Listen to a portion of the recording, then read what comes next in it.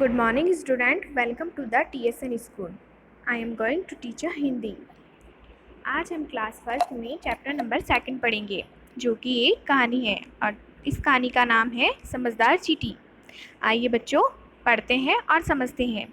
एक चींटी थी, चींटियों की रानी। उसके पास चींटियों की बहुत बड़ी सेना थी। आगे आगे वह चींटी चलती, पीछे पीछे उसकी सारी सेना। सभी चींटियां कतार बनाकर एक दूसरे के पीछे पीछे चलती। एक बार बहुत पानी बरसा, चींटियों का कीला पानी से भर गया। कुछ चींटियां पानी में बह गई। रानी चींटी ने सबको वहां से जल्दी निकलने के लिए कहा। आगे आगे रानी चींटी सूखे रास्ते पे चलती और पीछे पीछे सभी चींटियां। शीघ्र ही सब उस पानी से भरे कीले से निकल गए।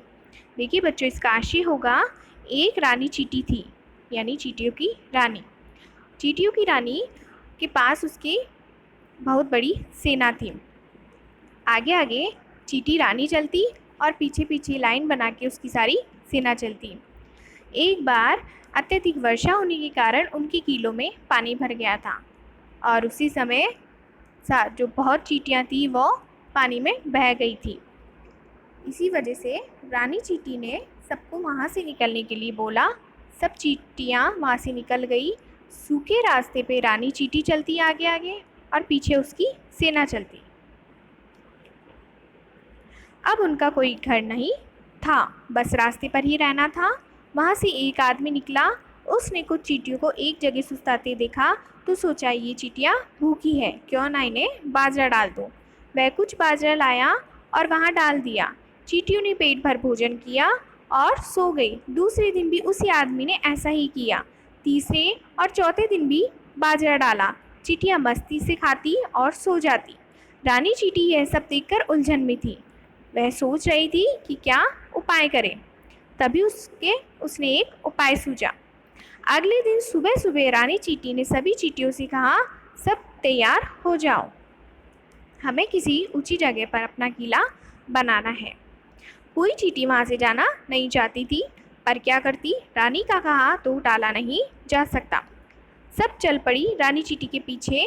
एक ऊंचे टीले पर पहुंचकर रानी बोली, हम यहीं रहेंगे, जाओ आसपास से खाना ढूंढ कर लाओ, हमें वर्षा के दिन के लिए अपना भंडार भरना है। देखिए बच्चों, इसका आशय होगा, जब वह घर से निकली थी तो उनका कोई घर नहीं रहा था और वह रास्ते पर ही रहती थी चींटियाँ। वहाँ से एक आदमी गुजर रहा था तो उस आदमी ने सभी चींटियों को देखा। सभी चींटियाँ सुस्ता रही थी और उस आदमी ने ये सोचा कि ये सभी चींटियाँ तो भूखी होगी, तो उसने सोचा कि मैं यहाँ बाजरा डाल दूँ। वो गया और बाजरा लेकर आया और उन सारी चींटियों को बाजरा डाल दिया। सभी चींटियों ने उस समय पेट भर के भोजन किया और सो गई। इसी तरह दूसरे, तीसरे और चौथे दिन भी चींटियाँ मस्ती से खाती और सो जाती। इस वजह से जो उनकी रानी चींटी थी वह देखकर उलझन में पड़ गई कि अब क्या करें। उसने सोचा और उसने सारी चींटियों को कहा कि अब हमें यहाँ से निकलना चाहिए। वह स्थान छोड़कर दूसरे स्थान पर जाना चाहती थी। अब वो चींटियाँ नाखुश थी, लेकिन उस रानी का कहा तो टाला नहीं जा सकता था। इस कारण वह सारी चींटियाँ उसके पीछे पीछे निकल गई और रानी ने एक ऊंचे टीले पर पहुंचकर उन सब चींटियों को बोला कि अब हम यहीं रहेंगे, जाओ चींटियाँ, हम सब के लिए खाना खोज के लाओ, ढूंढ कर लाओ। हमें वर्षा के दिनों में, यानी हमें बारिश के दिनों में अपना भंडार भरना है। कुछ दिन बीत गए।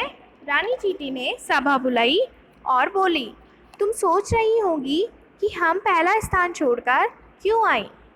अब सुनो, वहाँ पर तुम बिना परिश्रम किए खाना खाकर आलसी होती जा रही थी। यह हमारे लिए ठीक नहीं था। मैं तुम्हें उस स्थान से ले आई जिससे कि हम यहाँ परिश्रम करके ही कुछ खाएं। कुछ देर बिल्कुल खामोश रही, फिर चारों तरफ तालियों की आवाज़ गूंज उठी।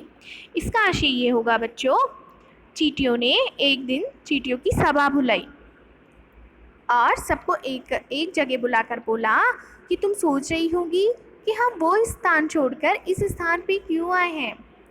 तो रानी चींटी सभी चींटियों से बोलती है कि मैंने देखा है कि तुम बिना परिश्रम किए ही खाकर आलस होती जा रही थी, इसलिए मैंने वो स्थान छोड़कर हम इस स्थान पर आ गए हैं।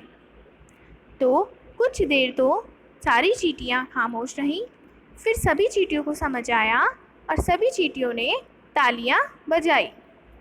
तो कैसी लगी बच्चों? अब आइए बच्चों अभ्यास प्रश्न पे चलते हैं। नीचे देखिए बच्चों, पहला है सही उत्तर पर सही का निशान लगाना है। चींटियों की रानी के पास थी। अभी हमने कहानी में क्या समझा है? दौलत या सेना। तो हम सेना पे सही का निशान लगाएंगे। चींटियों के लिए डाला गया बाजरा या आटा।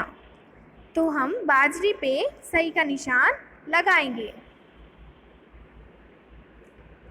आराम से खाना पाकर चींटियां हो गई थी।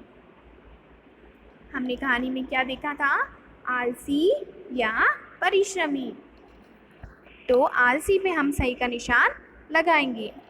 रानी के आखिरी फैसले से सभी चींटियां हो गई थी, नाराज या खुश। तो रानी के आखिरी फैसले से सभी चींटियां खुश हो गई थी। तो खुश पर हम सही का निशान लगाएंगे। इसके बाद बच्चों प्रश्न 2 पे चलते हैं, सत्य अथवा असत्य। पहला, रानी चींटी समझदार थी, तो हम इस पर सत्य लगाएंगे। दूसरा, रानी की सेना उसका कहा नहीं मानती थी, यह होगा बच्चों हमारा असत्य। रानी चींटी अपने साथियों को परिश्रमी बनाना चाहती थी, यह होगा बच्चों हमारा सत्य। चींटियां मुफ्त में बाजरा खाकर खुश थी, इस पर लगाएंगे बच्चों हम सत्य। प्रश्न तीसरा है, प्रश्नों के उत्तर लिखिए। रानी चींटी के पीछे पीछे कौन चलता था? इसका उत्तर होगा बच्चों रानी चींटी के पीछे पीछे उसकी सेना चलती थी। चींटियों की कीले में क्या भर गया था? इसका उत्तर होगा बच्चों चींटियों की कीले में पानी भर गया था। रानी चींटी ने अपना नया कीला कहाँ बनाने की बात की? इसका उत्तर होगा बच्चों रानी चींटी अपना नया कीला ऊंची टीले पर बनाना चाहती थी। लास्ट प्रश्न है बच्चों, रानी चींटी ने अन्य चींटियों को स्थान बदलने के क्या कारण बताया? तो इसका उत्तर होगा बच्चों बिना परिश्रम किए खाना खाकर आलसी होती जा रही थी। इसके बाद बच्चों नीचे हिंदी व्याकरण पे आते हैं हम। पहला प्रश्न दिया है हमें भाषा की बात, जिसमें हमें बहुवचन लिखना है। बहुवचन की परिभाषा वह होती है बच्चों, संज्ञा के जिस रूप किसी व्यक्ति वस्तु के एक से अधिक होने को या एक होने का पता चले, उसे हम बहुवचन कहते हैं। जैसे बच्चों हमें शब्द दे रखा है, पहला शब्द आता है हमारे कीला, तो कीला का हो जाएगा अनेक कीले। इसके बाद दाना, दाना का होगा दाने। चींटी, चींटी की हो जाएगी चींटियाँ। ताली, ताली का होगा बच्चों तालियाँ। रोटी, रोटी का होगा बच्चों रोटियाँ। चाबी, चाबी का होगा बच्चों चाबियाँ। इसके बाद में प्रश्न 2 पे चलते हैं, विलोम शब्द लिखिए। यहाँ विलोम शब्द की परिभाषा है बच्चों, जब किसी शब्द का उल्टा या विपरीत अर्थ दिया जाता है, उस शब्द को हम विलोम शब्द कहते हैं।